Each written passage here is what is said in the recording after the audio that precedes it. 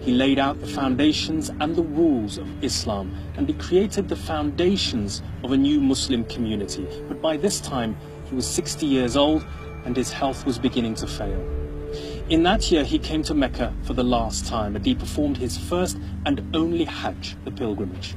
And he gave what became known as the farewell sermon. Sitting here on a camel in the plains of Arafat, he spoke to a vast crowd with strategically placed announcers relaying his words. It was a deeply emotional speech in which, in his own words, Muhammad summarized what he felt he and his followers had achieved. O people, lend me an attentive ear, for I know not whether after this year I shall ever be amongst you again.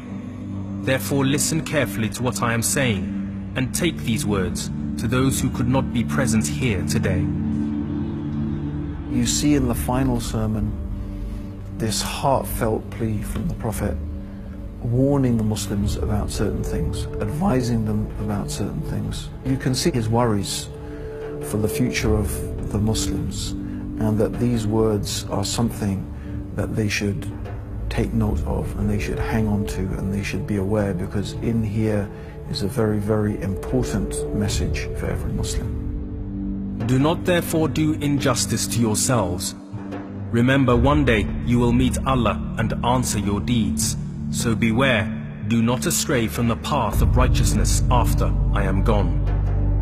Remember what God's earliest message was to Abraham, to Adam, to Moses, to Jesus, etc.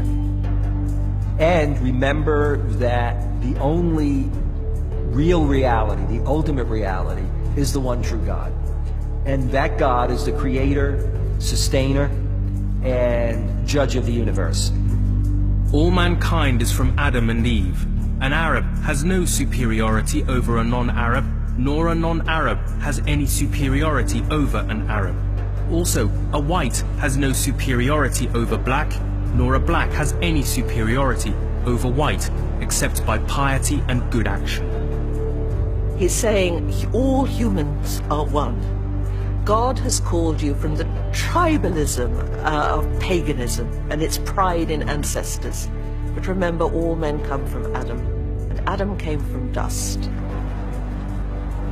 And then he quotes these words from the Quran, which really speak to our time. "O people," God says to humanity, "we have formed you from a male and a female, and have formed you into tribes and nations, so that you may get to know one another.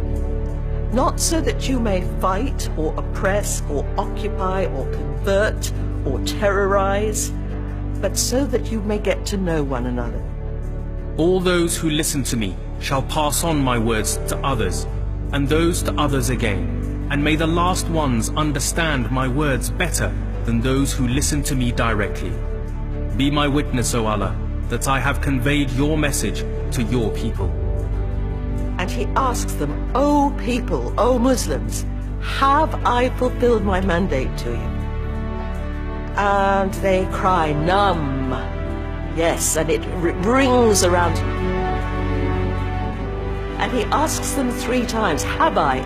And each time they reply, "Nam." And I think it's a most moving moment.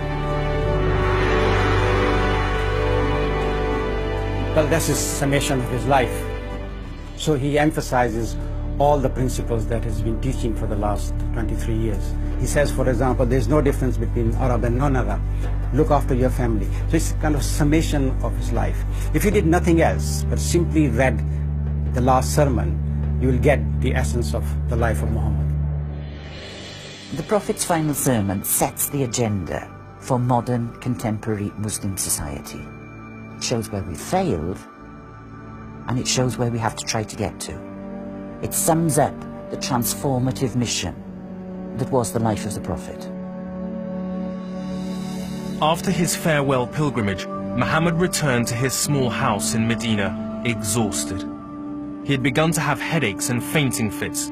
He tried to attend public prayers in the mosque, but he was more and more confined to his bed where Aisha nursed him. One day, he appeared to get better, and the news spread like wildfire around the oasis. But it was only a brief reprieve. On the 8th of June, 632, Muhammad died in the house of his wife, Aisha. The news stunned his followers. Some refused to accept the truth. Panic began to take hold. How could the messenger of God be dead? His closest companion Abu Bakr calmed their fears, reminding them that Muhammad had never claimed to be anything other than a mere mortal, and that only God is to be worshipped, not Muhammad. He was buried here, next to his mosque, his face turned towards Mecca, a practice still common today among Muslims.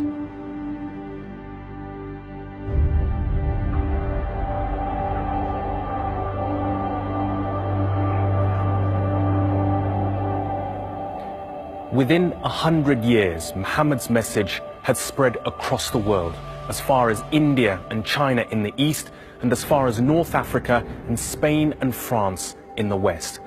But in many ways, his struggle for a peaceful jihad was already in tatters.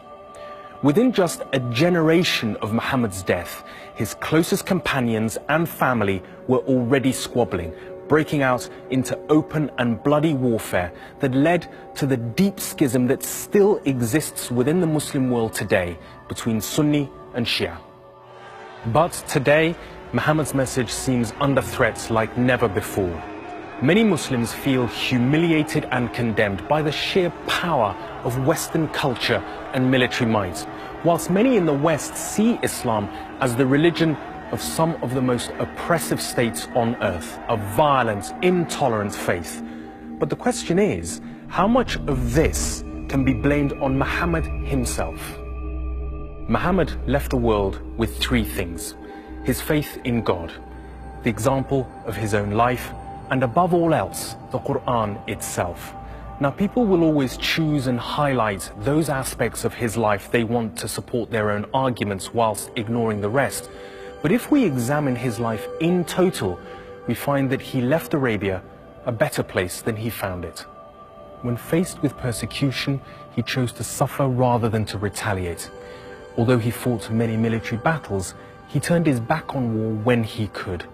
His ultimate victory came through peace, not through conflict. And with that victory, he chose the path of reconciliation rather than revenge. And finally, in his farewell sermon, Muhammad left us with the most important lesson of all, that we are all equal, Arab and non-Arab, Muslim and non-Muslim, a universal message that is as relevant today as it was in 7th century Arabia. And it seems to me that this